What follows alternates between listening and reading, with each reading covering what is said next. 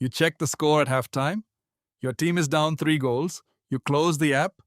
You already know how this story ends. But the real answer is far stranger. Because sometimes the story doesn't end.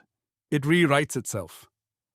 Your brain is wired to expect collapse after a setback like that. Psychologists call this the sunk cost of hope. Once a deficit feels large enough, your mind starts protecting itself. It lowers expectations so the pain of losing won't hit as hard.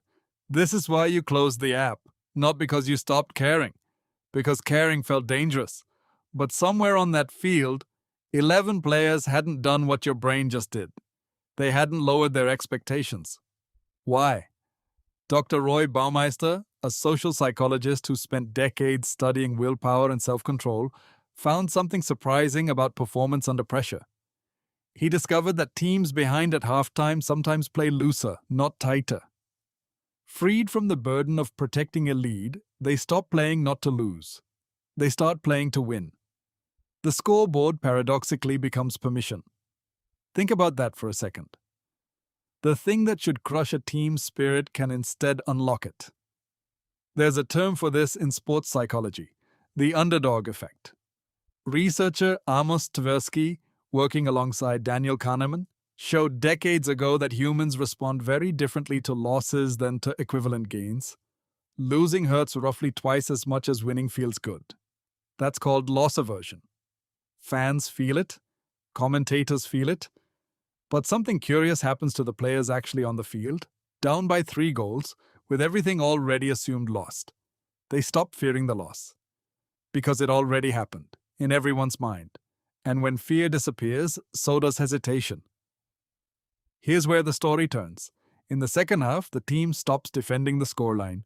They stop calculating. One player, drenched in sweat and doubt, receives the ball near midfield. He doesn't pass it sideways like he did all game. He drives forward. A commentator later called it the moment fear left the stadium. 7 minutes later, the deficit is 2. The crowd, which had started leaving early, stops in the aisles. Something is happening that their brains told them was impossible. And here's the strange part.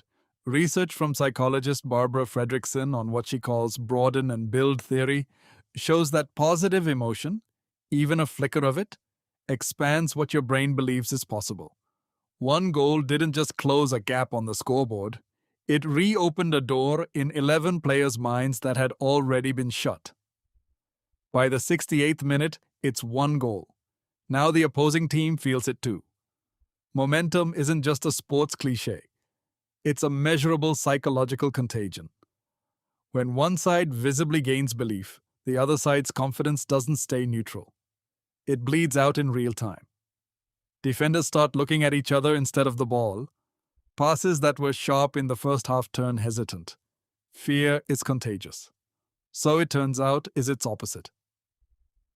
In the 83rd minute, the equalizer comes. Not from a moment of individual brilliance, but from persistence. A rebound, a scramble, a ball that simply refused to leave the box. The stadium doesn't erupt. It goes quiet first. Disbelief always arrives a half second before joy. Then, in stoppage time with no reasonable expectation left, the winning goal is scored by a player who had been substituted onto the field only 20 minutes earlier. He wasn't supposed to be part of this story. He became its ending. Why does this moment stay with people for years? Neuroscientist Wolfram Schultz, who studied dopamine and reward prediction, found that the brain doesn't respond most strongly to good outcomes. It responds most strongly to outcomes that violate its predictions. A win everyone expected barely registers.